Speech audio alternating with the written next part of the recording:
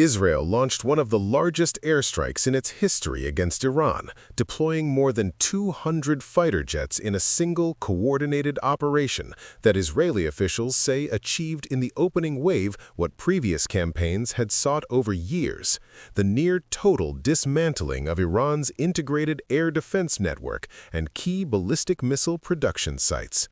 The assault, which unfolded in under 90 minutes with no Israeli aircraft lost, began with meticulously planned routes and layered strikes.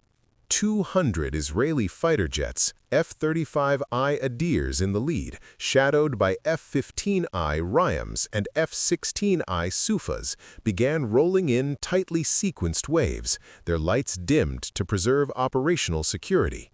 Tankers from the Israeli Air Force's Boeing 707 fleet and a handful of U.S.-supported KC-46s had already positioned themselves in international airspace over the eastern Mediterranean and northern Arabian Gulf approaches.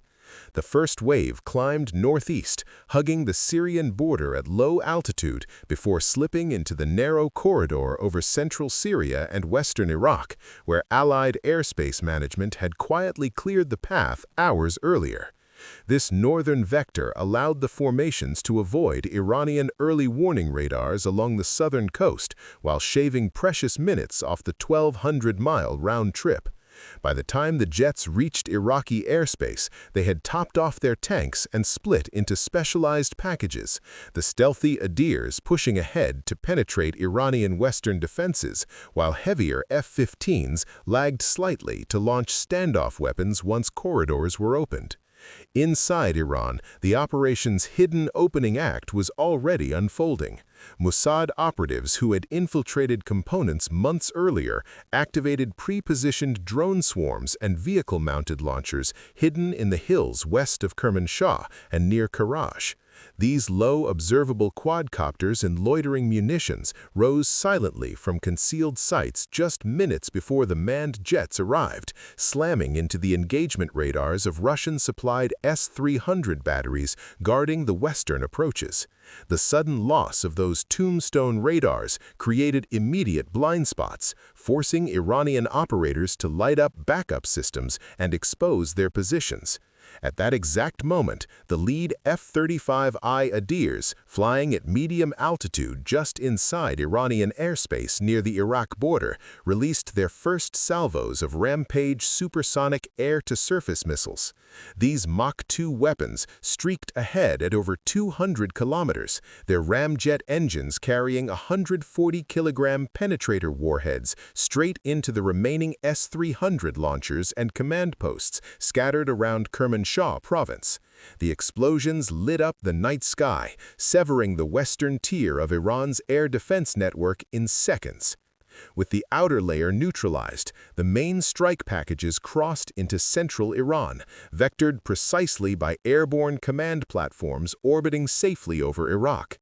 F-15I Ryams, each carrying 4 ROX quasi-ballistic missiles under their wings, targeted the missile production heartland. From standoff ranges exceeding 300 kilometers, they unleashed the weapons against the underground facilities at Parchin and Kojir east of Tehran.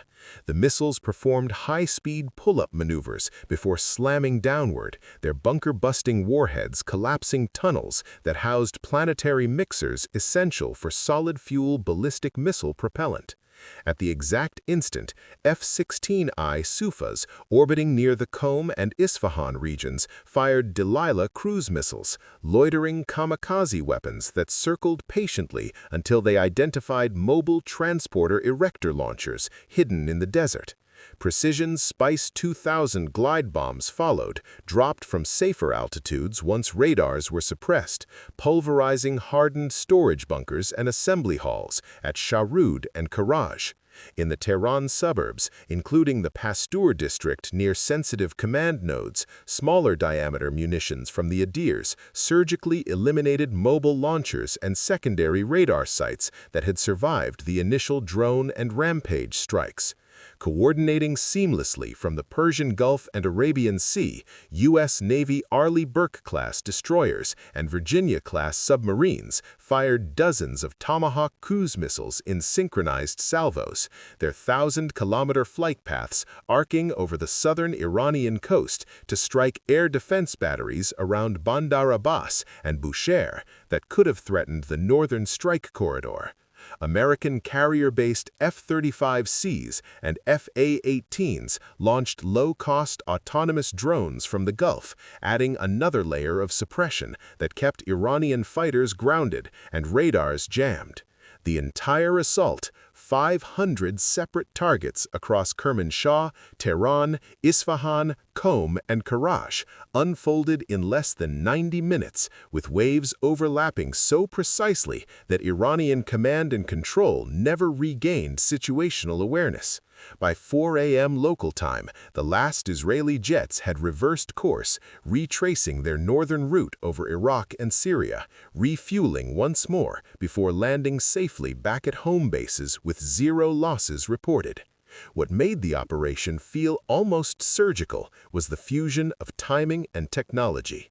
The covert internal assets created the first cracks. The F-35I Adirs widened them with stealth and electronic warfare pods that blinded Gadir long-range radars, and the heavier platforms delivered the knockout blows with weapons chosen specifically for speed and penetration.